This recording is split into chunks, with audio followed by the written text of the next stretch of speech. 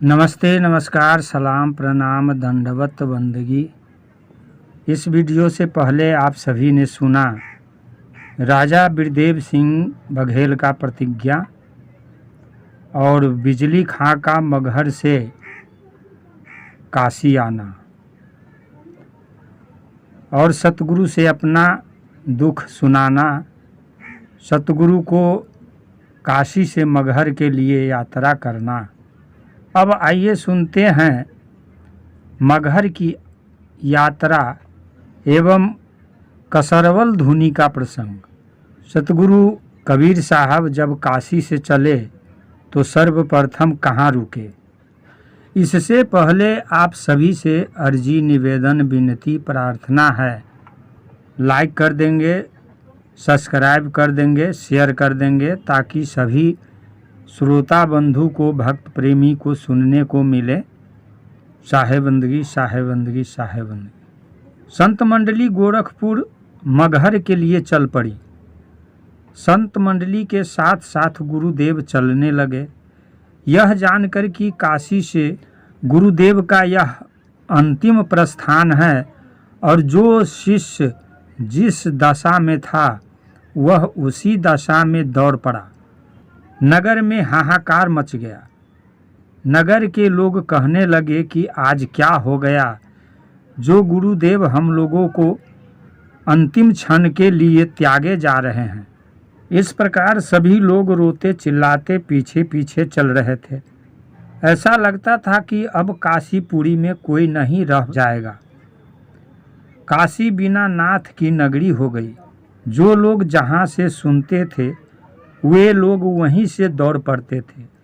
सभी लोग नेत्रों से अश्रुपात कर रहे थे। कुछ लोग रविदास जी एवं श्रुति गोपाल जी को कोस रहे थे और कह रहे थे कि ये लोग क्यों नहीं गुरुदेव को समझाकर जाने से रोकते। कुछ लोग महाराजा बिरदेव सिंह की निंदा करते थे कि राजा क्यों गुरुदेव को इस वृद्धावस्था में जाने देता है। क्या कारण है कि गुरुदेव हम लोगों को त्याग कर चले जा रहे हैं। कुछ लोग नवाब बिजली खां का आगमन एवं उसका वृत्तांत सुनाने लगे। उनमें से अधिकांश लोग बिजली खां को ही कोस रहे थे। इस प्रकार जिसको जो आता था वह वही कहता था। सभी लोगों की दशा उस समय पागल की तरह हो गई थी। किसी को अपने तन मन की सुधि नहीं रह गई थी। ज्ञात होता था कि काशी और गोरखपुर एक हो जाएगा। मनुष्यों का तांता इतना लगा था कि उसकी गणना ही नहीं की जा सकती थी। काशीवासी और आसपास के लोग गुरुदेव को छोड़कर पीछे आना नहीं चाहते थे। गुरुदेव सभी को अनेक प्रकार से समझा बुझाकर वापस करने की चेष्टा करते रहे, परंतु कोई कुछ नहीं सुनता था। अंत में नवाब बिजली खां ने सभी से लौटने के लिए अनुनय विनय किया और कहा, आप लोग लौट जाएं, मैं पुनः गुरुदेव को यहाँ वापस पहुँचा दूंगा। नवाब के बहुत अनुनय विनय करने पर काशी के लोग साहब को 4 कोस पहुंचाने के बाद लौटने लगे। लोगों का सारा दिन 4 कोस में ही बीत गया। थोड़ी ही दूर आने पर पुनः लोग गुरुदेव की ओर देखने लगते थे। जब तक संत मंडली इन लोगों की आंखों से परे नहीं हुए तब तक वे लोग उन्हें देखते रहे। अंत में कुछ लोग काशी लौट आए और अधिकांश लोग गुरुदेव के साथ ही साथ गोरखपुर मगहर को चले गए। इधर जो लोग काशी लौटकर आए वे लोग कई दिनों तक भोजन नहीं किए। शोकाकुल लोग जय कबीर, हे कबीर आप कहाँ गए, अब आप हम लोगों से कब मिलेंगे इत्यादि बातों को लोग महीनों परस्पर कहते सुनते रहे। उधर गुरुदेव को साथ लिए हुए बिजली खां 5वें दिन शाम को मगहर के पास आमी नदी के पूर्वी तट पर पहुंच गए। गुरुदेव ने नवाब से कहा, अब आप मुझे यहीं रहने दीजिए, मैं आपके दरबार में नहीं जाऊंगा। मैं इसी आमी नदी के तट पर अभी कुछ समय तक रहूंगा और इसके बाद उस पार चलूंगा। नवाब ने कहा, प्रभु, आमी नदी में जल नहीं है। जब से यहाँ सूखा एवं अकाल पड़ा है तब से आमी नदी सूखी पड़ी है। साहब ने कहा, कोई हर्ज नहीं, यहाँ पर मुझे रहने दो। गुरुदेव सर्वप्रथम वहाँ गए जहाँ धुनी है, जिसे कसरबाल गांव के नाम से पुकारा जाता है और जहाँ पर गुरुदेव का एक सुरमय मंदिर बना हुआ है। वहीं पर संत मंडली उतरी और राम ध्वनि में लग गई। उसी स्थान पर सतगुरु ने नवाब को आदेश दिया कि यहाँ पर सर्वप्रथम संतों का एक भंडारा करो, जिसमें दूर दूर के संतों को आमंत्रित करो और प्रेम पूर्वक उनकी सेवा करो। इसके अनंतर ही संत के शाप से तुम्हारा क्षेत्र मुक्त हो सकेगा, अन्यथा कोई दूसरा मार्ग नहीं है जिससे तुम लोगों को उस शाप से छुटकारा मिले।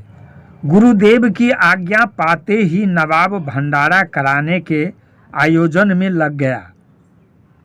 सारी भोज्य वस्तु जुटाई गई। दूर दूर के संतों को आमंत्रित किया गया, जो निश्चित तिथि पर भंडारे में आ गए।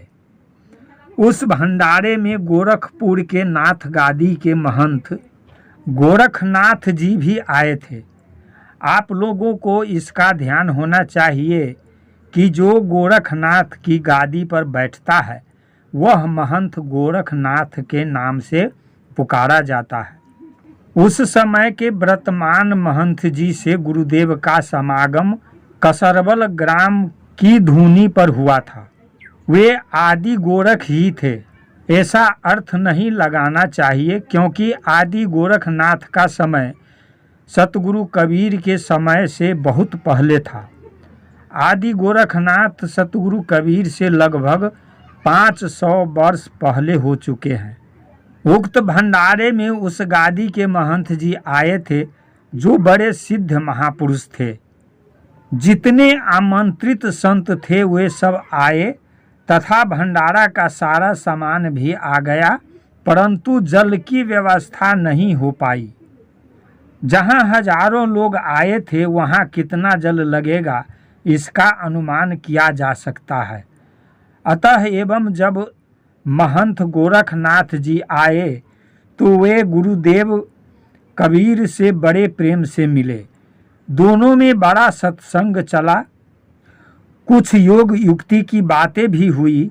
इस बीच सब भोज सामान एकत्रित कराकर बिजली खां आए और हाथ जोड़कर बोले, प्रभु, सभी संत महात्मा आ गए हैं, जल का प्रबंध नहीं हो सका है।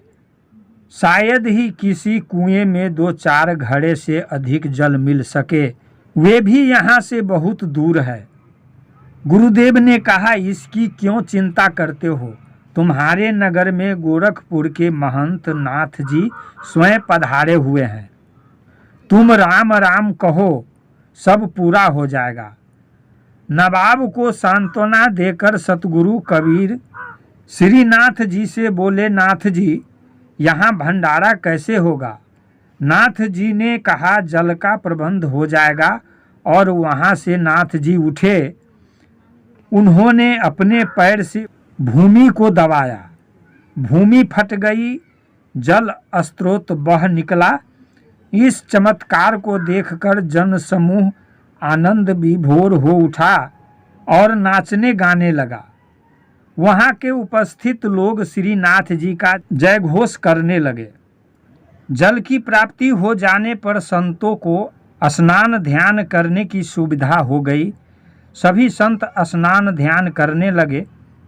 तत्पश्चात संतों को जलपान बांटा गया। सभी संतों ने आनंद पूर्वक जलपान किया। इसके बाद सभी संत अपने अपने आसन पर बैठकर राम ध्वनि करने लगे। उक्त भंडारे में बड़े बड़े सिद्ध संत आए थे, जो कहा नहीं जा सकता था कि किसमें कितनी शक्ति थी। सभी संत एक दूसरे से प्रभावित थे। परस्पर ज्ञान चर्चा होती रही। उधर भोजन बनने लगा और दोपहर होते होते बनकर तैयार हो गया, परंतु पुनः जल का अभाव होने लगा। उक्त जल स्रोत से पर्याप्त जल नहीं मिल रहा था। कुछ देर तक खूब जल निकला, परंतु कुछ घंटों के बाद बहुत कम जल निकलने लगा। जल के कम हो जाने पर संतों ने जाकर गुरुदेव से कहा कि वह जल स्रोत कमजोर पड़ गया है, उतने जल से कार्य का संपादन नहीं हो सकता। संतों की बात को सुनकर गुरुदेव ने कहा, नाथ जी अब क्या होगा? नाथ जी ने कहा, अब मुझसे दूसरा जल नहीं निकल सकता। नाथ जी की असमर्थता को देखकर संतों के मन में बड़ी चिंता होने लगी, क्योंकि भंडारा बन चुका था, भोजन कैसे होगा? इस कठिनाई को देखकर सभी लोग गुरुदेव कबीर का मुख देखने लगे।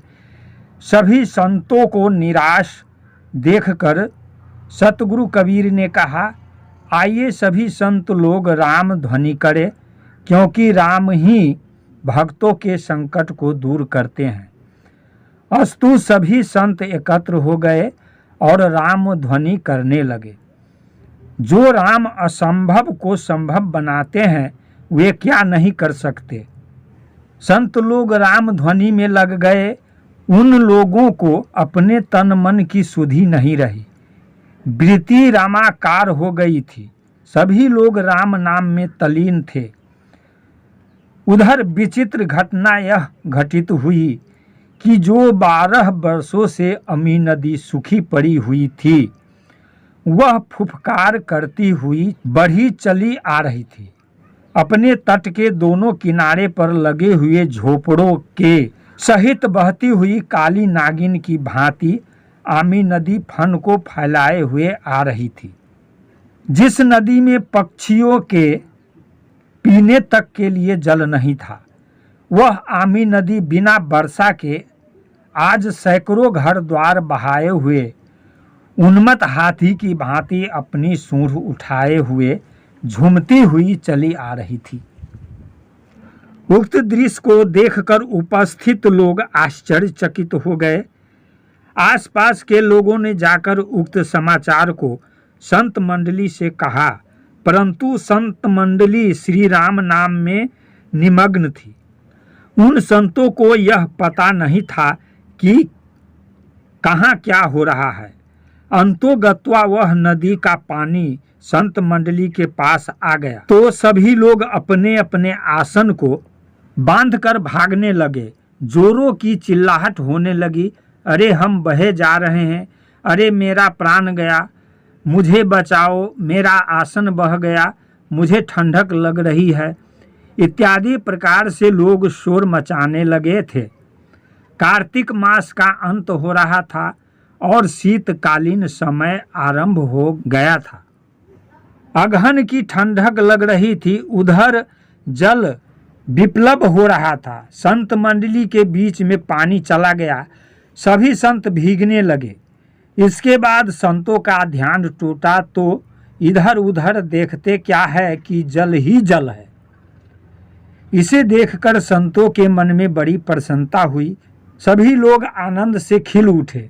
जो लोग बहे जा रहे थे वे सब पकड़ लिए गए। कोलाहल शांत हुआ।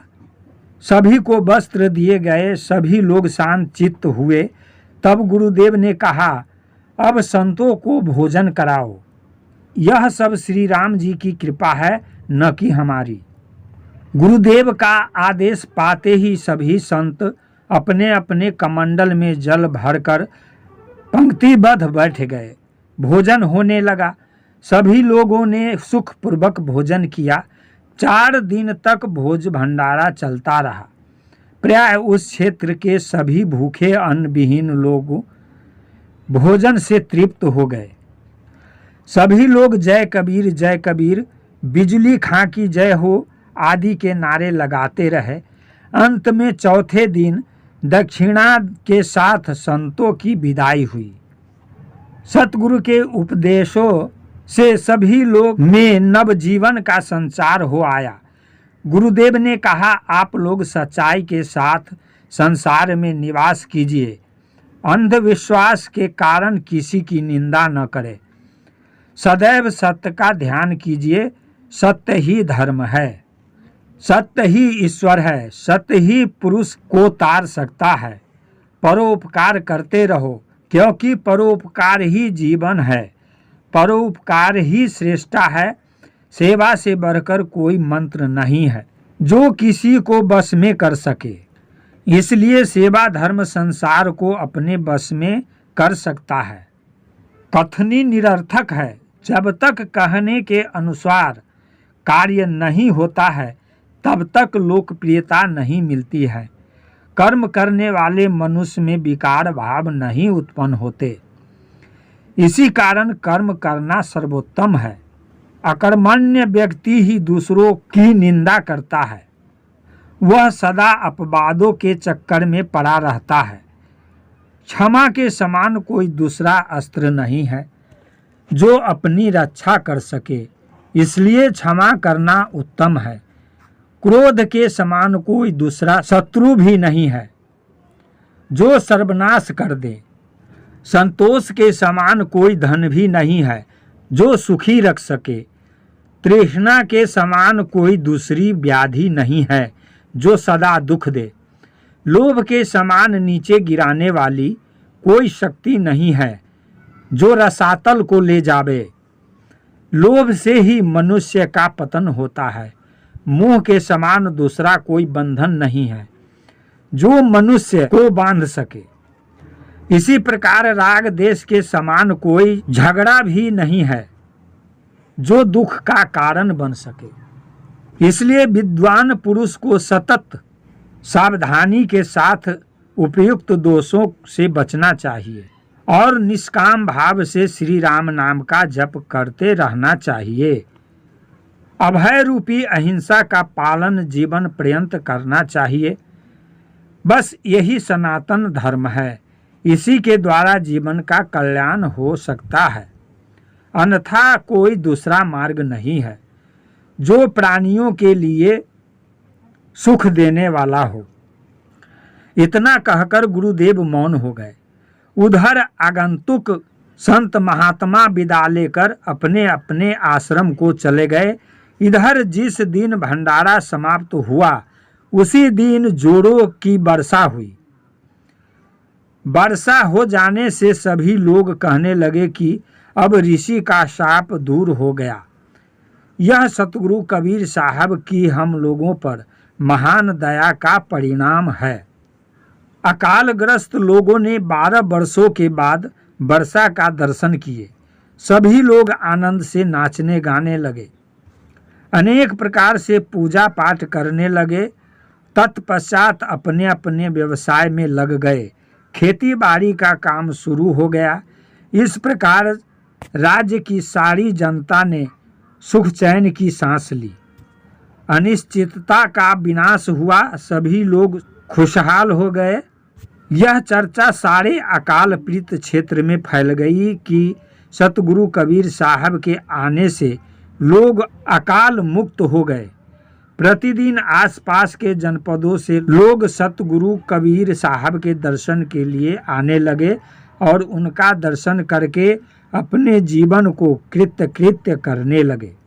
इधर बिजली खां नवाब तालुकेदार भी प्रति क्षण गुरुदेव के चरणों का दास बना रहा। कथा कीर्तन होने लगा। आगंतुक लोग जीवन को सार्थक बनाने हेतु प्रतिदिन आते रहे। नमस्ते, नमस्कार, सलाम, प्रणाम, दंडवत, बंदगी। अभी आप सभी ने सुना कि गुरुदेव काशी से मगहर गोरखपुर के लिए गए और सर्वप्रथम आमी नदी पर रुके।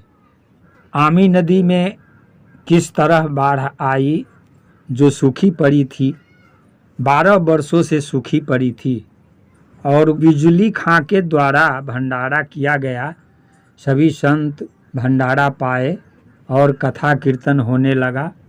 फिर आगे मिलते हैं। साहेबंदगी साहेबंदगी साहेबंदगी।